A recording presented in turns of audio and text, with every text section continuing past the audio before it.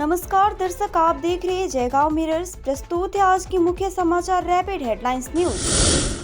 भारत भूटान सीमावर्ती शहर जयगांव और उसके आसपास के इलाकों में डेंगू को फैलने से रोकने के लिए अलीपुरद्वार जिला प्रशासन के अधिकारियों ने बुधवार को जयगांव विकास बोर्ड कार्यालय में 2 ग्राम पंचायतों जयगांव और दलसिंहपाड़ा ग्राम पंचायत के सभी अधिकारी और कार्यकर्ताओं को लेकर एक बैठक की। बैठक में कृषि वैज्ञानिक भी उपस्थित थे। स्वास्थ्य विभाग की रिपोर्ट के अनुसार 2019 में कालचिनी ब्लॉक में 2228 लोग डेंगू से संक्रमित हुए थे, जिसमें से 2220 मामले भारत भूटान सीमावर्ती शहर जयगांव और उसके पड़ोसी इलाके में पाए गए थे। उससे पहले पिछले कुछ वर्षों में कालचिनी ब्लॉक में डेंगू की कोई वृद्धि नहीं देखी गई है, लेकिन इस साल अब तक अलीपुरद्वार जिले में डेंगू के सबसे अधिक मामले इसी कालचिनी ब्लॉक से 44 पाए गए हैं।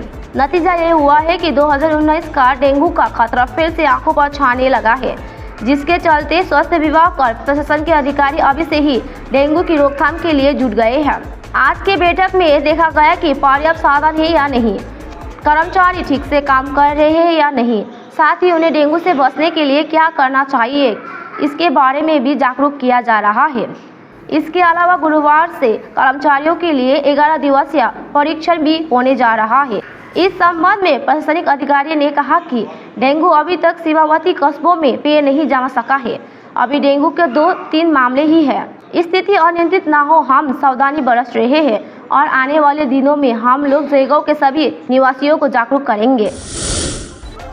बिहार के हेलागंज से ठाकुरगंज जाने के क्रम में राष्ट्रीय राजमार्ग 31 पर यात्रियों से भरी एक पिकअप वैन अनियंत्रित होकर पलट जाने से करीब 15 लोग गंभीर रूप से घायल हुए हैं।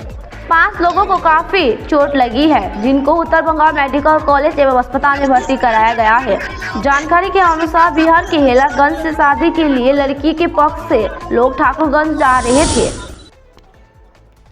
रोहिणी में हुई एक बांग्लादेशी पर्यटक की मौत। राज्य में एक बांग्लादेशी पर्यटक की मौत हो गई। मृतक पर्यटक एसके अजीजुल, जिनकी उम्र 65 वर्ष थी, वो बांग्लादेश की राजधानी ढाका के निवासी थे। पहाड़ भ्रमण के बाद एनसीपी से जाते रोहिणी रोड पर बांग्लादेशी पर्यटक की मौत हो गई। कौशल पुलिस ने अप्राकृतिक मौत का मामला दर्ज कर जांच शुरू कर दी है। 2 बाइकों की आमने सामने टक्कर में 2 लोग गंभीर रूप से घायल हो गए। घटना बुधवार दोपहर करीब 3 बजे जलपाईगुड़ी सदर ब्लॉक के पहाड़पुर ग्राम पंचायत अंतर्गत रेंगुआझार बाजार से सटी इलाके में घटी। स्थानीय सूत्रों के अनुसार गौशाला मोड़ रंगधाम मल्ली सिलगुड़ी राष्ट्रीय राजमार्ग पर रेंगुआझार बाजार से सटी इलाके में दोनों तरफ से आ रही 2 बाइकों की टक्कर हो गई। 2 बाइक पर सवार 2 युवक गंभीर रूप से घायल हो गए। स्थानीय लोगों ने दोनों को बचाया और जलपाईगुड़ी मेडिकल कॉलेज एवं अस्पताल में भर्ती कराया। उधर घटना की सूचना मिलने के बाद पुलिस मौके पर पहुंची।